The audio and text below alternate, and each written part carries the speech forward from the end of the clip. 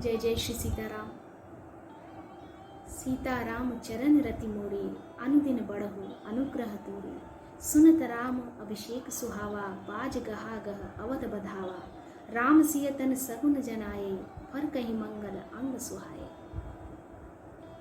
जय गोस्वामी तुलसीदास की, जय श्री रामचरितमानस की, जय राम दरबार की, जय हनुमान जी महाराज की, जय शंकर पार्वती जी की, जय विष्णु भगवान की। ओम नमो नारायणाय। श्रीमन नारायण चरणों शरणं प्रपद्ये, श्रीमते नारायणाय नमः। श्री रामचरितमानस की चौपाइयों की श्रृंखला धीरे धीरे आगे की ओर प्रवाहित हो रही है। बालकांड समाप्त हो चुका है, अयोध्या कांड प्रारंभ हो चुका है। पिछले वीडियो में चौपाइयों के माध्यम से मैंने बताया था कि राजा दशरथ के मन में बड़ी ही लालसा थी, अभिलाषा थी कि राम जी राजा के रूप में उनका राज्य तिलक हो। ऐसी उत्कंठा लिए, ऐसी अभिलाषा लिए दशरथ जी जब वशिष्ठ जी के पास जाते हैं तो उन्हें बड़ा हर्ष होता है और वो आज्ञा देते हैं कि इस कार्य को यथाशीघ्र कर लिया जाए। चारों ओर तैयारियां प्रारंभ हो जाती हैं। पूरी अयोध्या इस तैयारी में जुट जाती है। अब आगे ध्वज पताक तोरण कलश, सजहु तुरग रथ नाग।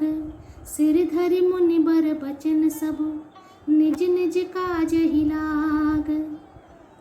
ध्वजा पताका तोरण कलश घोड़े रथ और हाथी सबको सजाओ। मुनि श्रेष्ठ वशिष्ठ जी के वचनों को शिरोधार्य करके सब लोग अपने अपने काम में लग गए। मुनीश्वर ने जिसको जिस काम के लिए आज्ञा दी उसने वह काम इतनी शीघ्रता से कर डाला कि मानो पहले से ही कर रखा था। राजा ब्राह्मण साधु और देवताओं को पूज रहे हैं और श्री रामचंद्र जी के लिए सब मंगल कार्य कर रहे हैं। सुनत राम अभिषेक सुहावा, बाज गहा गह अवध बधावा।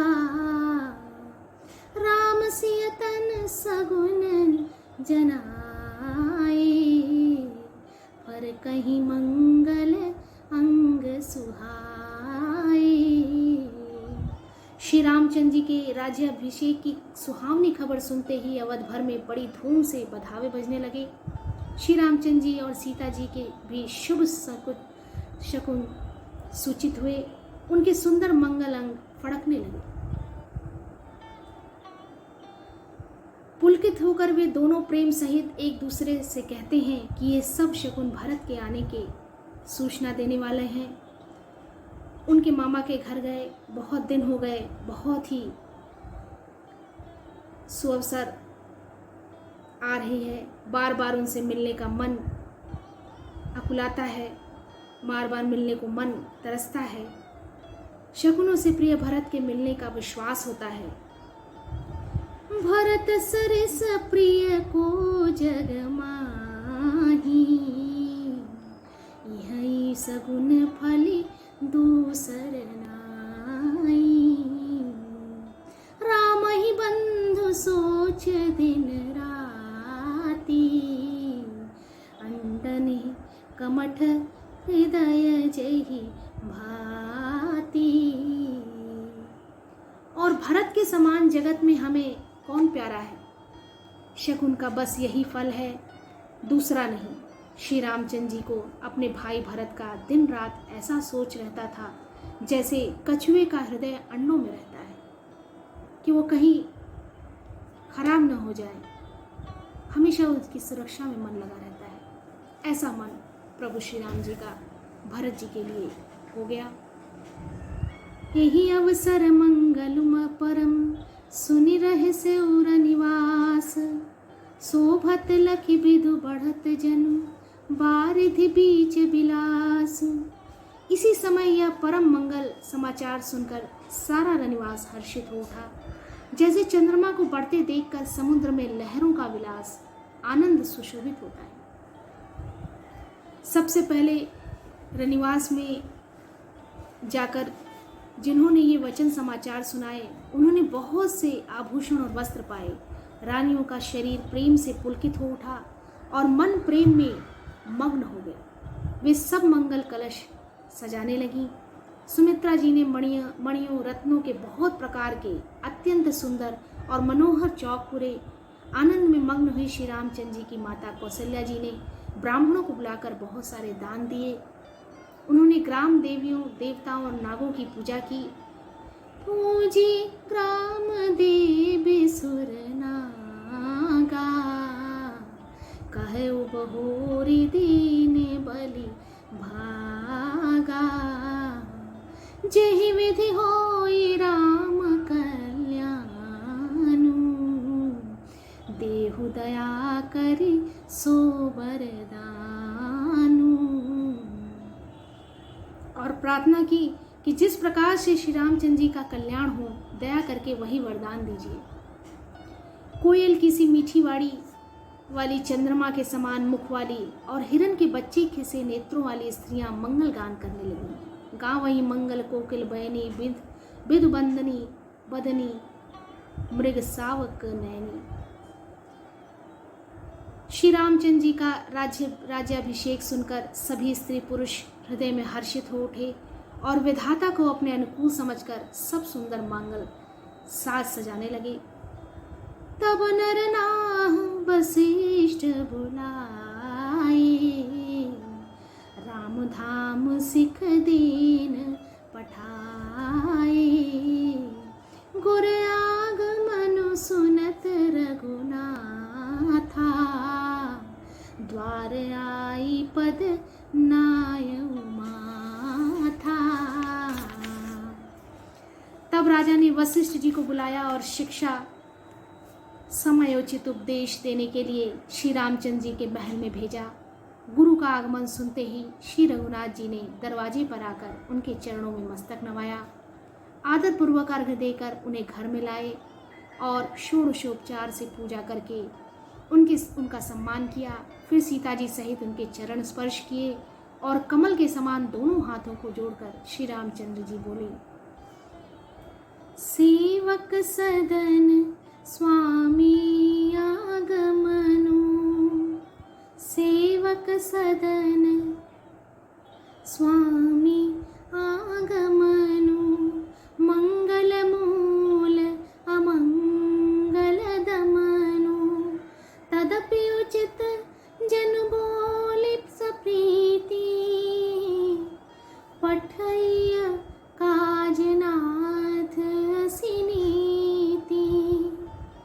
यद्यपि सेवक के घर स्वामी का पधारना मंगलों का मूल और अमंगलों का नाश करने वाला होता है, तथापि हे नाथ, उचित तो यही था कि प्रेम पूर्वक दास को ही कार्य के लिए बुला भेजते, ऐसी ही नीति है। परंतु प्रभु आपने प्रभुता छोड़कर स्वयं यहाँ पधार कर जो स्नेह किया, इससे आज यह घर पवित्र हो गया। प्रभुता तज प्रभु कीन स्नेहु, भयो पुनीत आज यह गेहूं। आयुष होई सो करो गोसाई, सेवक लहई स्वामी सेवकाई। हे गोसाई, अब जो आज्ञा हो मैं वही करूं। स्वामी की सेवा में ही सेवक का लाभ है। सुन स्नेह सानी बचन, मुनि रघुबर ही प्रशंस। राम कसन तुम कहु, अस हंस बंस अवतंस। श्री रामचंद्र जी के प्रेम में सने हुए वचनों को सुनकर मुनि वशिष्ठ ने श्री रघुनाथ जी की प्रशंसा करते हुए कहा, हे राम, भला आप ऐसा क्यों न कहें। आप सूर्यवंश के भूषण जो हैं, आप सूर्यवंशी हैं। श्री रामचंद्र जी के गुणशील और स्वभाव का बखान कर मुनिराज प्रेम से पुलकित होकर बोले, वरन राम गुण शील स्वभाव, बोले प्रेम पुलकी मुनिराव। भूप सजो अभिषेक समाजो, चाहत दीन तुम ही जुबराजो। हे रामचंद्र जी, राजा दशरथ जी ने राज्य अभिषेक की तैयारी की है, वे आपको युवराज पद देना चाहते हैं। इसलिए हे राम जी, आज आप उपवास, हवन आदि विधि पूर्वक सब संयम कीजिए, जिससे विधाता कुशल पूर्वक इस काम को निभा दे, सफल कर दे। गुरु जी शिक्षा देकर राजा दशरथ जी के पास चले गए। श्री रामचंद्र जी के हृदय में यह सुनकर इस बात का खेद हुआ कि हम सब भाई एक ही साथ जन्मे एक संग सब भाई, भोजन शयन केले लड़काई। खाना सोना, लड़कपन के खेल कूद, कंछेदन, यज्ञोपवीत और विवाह आदि उत्सव सब साथ साथ ही हुए। करण भेद उपवीत ब्याहा संग संग सब भय उछाहा। पर इस निर्मल वंश में यही एक अनुचित बात हो रही है कि और सब भाइयों को छोड़कर राज्याभिषेक एक बड़े का ही, मेरा ही होता है। तुलसीदास जी कहते हैं कि प्रभु श्री रामचंद्र जी का यह सुंदर प्रेमपूर्ण पछतावा भक्तों के मन की कुटिलता को हरण करने वाला है। कितना सरल और स्वच्छ हृदय था, दूसरों के प्रति कितनी प्रीति थी। अपने से पहले अपने भाइयों के विषय में सोचा उन्होंने। विमल बंस यहु अनुचित एको, बंधु बियाही बड़े ही अभिषेको। प्रभु संप्रेम पछे तान सुहाई, हरहु भगत मन के कुटिलाई। यह सुंदर प्रेम पूर्ण पछतावा भक्तों के मन को, कुटिलता को पूरी तरह समाप्त करने वाला है और बहुत कुछ उपदेश देने वाला है। उसी समय प्रेम और आनंद में मग्न लक्ष्मण जी आए। रघुकुल रूपी कुमुद के खिलाने वाले चंद्रमा श्री रामचंद्र जी ने विप्र प्रिय वचन कहकर उनका सम्मान किया। बाजहि बाजनि विवेद विधाना, पुर प्रमोद नहीं जाय बखाना। भरत आगमनु सकल मनावही, आवहु बेगी नयन फल पावही। बहुत प्रकार के बाजे बज रहे हैं। नगर के अतिशय आनंद का वर्णन नहीं हो सकता था, अर्थात बहुत ही अधिक आनंदित वातावरण था। सब लोग भरत जी का आगमन मना रहे हैं और कह रहे हैं कि वे शीघ्र से शीघ्र यहाँ पहुँच जाएं और राज्याभिषेक का उत्सव देखकर नेत्रों का फल प्राप्त करें। कनक सिंहासन सिय समेता, बैठहि राम होई चित चेता। सकल कहहि कब होई काली, बिघन मनावहि देव कुचाली। जब सीता जी सहित श्री रामचंद्र जी सुवर्ण के सिंहासन पर विराजेंगे और हमारा मन जीता होगा, मन कामना पूरी होगी। इधर तो सब यह कह रहे थे कि सब कब होगा, उधर कुचक्री देवता विघ्न मना रहे हैं। उन्हें देवताओं को अवध के बधावे नहीं सुहाते, जैसे चोर को चांदनी रात नहीं भाती। सरस्वती जी को बुलाकर देवता विनय कर रहे हैं और बार बार उनके पैरों को पकड़कर उन पर गिरते हैं। वे कहते हैं, हे माता, हमारी बड़ी विपत्ति को देखकर आज वही कीजिए जिससे श्री रामचंद्र जी राज्य त्याग कर वन को चले जाएं और देवताओं का सब कार्य सिद्ध हो। देवताओं की विनती सुनकर सरस्वती जी खड़ी खड़ी पछता रही हैं कि हाय, मैं कमल वन के लिए हेमंत ऋतु की रात हुई। उन्हें इस प्रकार पछताते देखकर देवता फिर विनय करके कहने लगे, हे माता, इसमें आपको जरा भी दोष न लगेगा। विस्मय हर्ष रहित रघुराऊ, तुम जानहु सब राम प्रभाऊ। श्री रघुनाथ जी विषाद और हर्ष से रहित हैं। आप तो श्री राम जी के सब प्रभाव को जानती ही हैं। जीव अपने कर्मवश ही सुख दुख का भागी होता है। अतएव देवताओं के हित के लिए आप अयोध्या जाइए। जीव कर्म बस सुख दुख भागी, जाए अवध देव हित लागी। जीव अपने कर्मवश ही सुख दुख का भागी होता है, इसलिए आप अयोध्या जाइए। बार बार चरण पकड़कर देवताओं ने सरस्वती को संकोच में डाल दिया। माता को संकोच हुआ। तब वह यह विचार कर चली कि देवताओं की बुद्धि ओछी है, इनका निवास तो ऊंचा है, पर इनकी करनी नीची है। ये दूसरों का ऐश्वर्य नहीं देख सकते। बार बार गही चरण संकोची, चली विचार विबुध मति पोची। ऊंच निवास नीच करतूती, देख न सकहि पराई भूति। आगिल काज विचारी बहोरी, करी हहि चाह कुशल कवि मोरी। परंतु आगे के काम का विचार करके श्री राम जी के वन जाने से राक्षसों का वध होगा, जिससे सारा जगत सुखी हो जाएगा। चतुर कवि श्री राम जी के वनवास के चरित्रों का वर्णन करने के लिए मेरी चाह कामना करेंगे। ऐसा विचार कर सरस्वती जी हृदय में हर्षित होकर दशरथ जी की पूरी अयोध्या में आई, मानो दुख देने वाली कोई ग्रह दशा आई हो। उस समय ऐसा ही प्रतीत हो रहा था।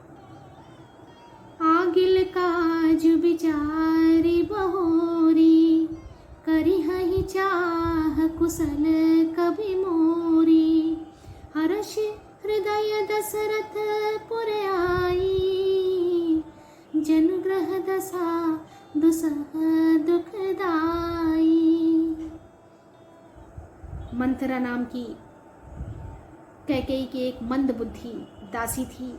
नाम मंथरा मंद मतिचेरी, कैकेयी केरी अजस पिटारी ताहि करी, गई गिरा मत फेरी। उसे अपयश की पिटारी बनाकर सरस्वती जी उसकी बुद्धि को फेर कर चली गई। देख मंथरा नगरु बनावा, मंजुल मंगल बाज बधावा। पूछ सिलोगन काहू छाहू, राम तिलक सुनि भाउर दाहू। मंथरा ने देखा कि नगर सजाया हुआ है, सुंदर मंगलमय बधावे बज रहे हैं। उसने लोगों से पूछा कि कैसा उत्सव है। उनसे श्री रामचंद्र जी के राज तिलक की बात सुनते ही उसका हृदय जल उठा। करई विचार कुबुध कुजाती, होई अकाज कवन विधि राती। वह दुर्बुद्धि नीच जाति वाली दासी विचार करने लगे कि किस प्रकार से यह काम रात ही रात बिगड़ जाए। देख लाग मद कुटिल किराती, जिम गव तकई लेव के ही भांति। जैसे कोई कुटिल भीलनी शहद का छत्ता लगा देखकर घात लगाती है कि इसको किस तरह से उखाड़ूं। भरत मातु पही गई बिल खानी, कान मनी हंसी कह हंसी रानी। उतरु दीन ले उसासु, नारी चरित करी ढारही आसु। वह उदास होकर भरत जी की माता कैकेयी के पास गई। रानी कैकेयी ने हंसकर कहा, तू उदास क्यों है मंथरा? कुछ उत्तर नहीं देती, केवल लंबी सांस ले रही है और क्रिया चरित्र करके आंसू ढरका रही है। रानी हंसकर कहने लगी कि तेरे बड़े गाल हैं, तू बहुत बढ़ चढ़कर बोलने वाली है। मेरा मन कहता है कि लक्ष्मण ने तुझे कुछ सीख दी है, दंड दिया है, तब भी वह महापापिनी दासी कुछ भी नहीं बोलती। ऐसी लंबी सांस छोड़ रही है मानो काली नागनी फुफकार छोड़ रही है। हंस कर कह रानी गाल बड़ तोरे, दीन लखन सीख अस मन मोरे। जैसे लगता है कि तुम्हें कोई न कोई सजा दी गई है लक्ष्मण जी के द्वारा। तब हो न बोल चेरी बड़ी पापिनी, छाड़े श्वास कार्य जन सापनी।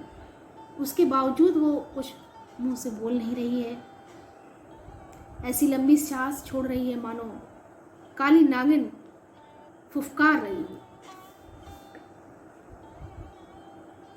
सभय रानी कह सिकिन कुशल राम वहीं पालू, लखन भरत रिपु दमन सुनी भाको मरी और सालू।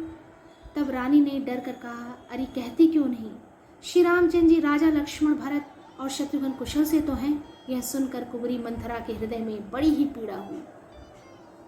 वह कहने लगी, कत सिख दे हम ही कौमाई, हमें कोई क्यों सीख देगा और मैं किसका बल पाकर गाल करूंगी, बढ़ बढ़ कर बोलूंगी। गाल करब के ही कर बल पाई, राम ही छाड़ी कुशल के ही आजू, जेहि जने सुदेहि जुबराजू। रामचंद्र को छोड़कर आज और किसकी कुशल है, जिन्हें राजा युवराज पद दे रहे हैं। श्री राम जी के अलावा और कौन प्रसन्न होगा, जिन्हें इतनी बड़ी उपाधि राजा युवराज का पद दे रहे हैं। ऐसा मंथरा ने कहा। इस वीडियो में इतना ही। आगे की वीडियो में आगे की चौपाइयों की श्रृंखला अनवरत रूप से चलती रहेगी। हम सभी इसका श्रवण लाभ लेते रहेंगे। हम सब पर भगवान की कृपा सदैव बनी रहे। जय जय श्री सीताराम। ओम नमो नारायण।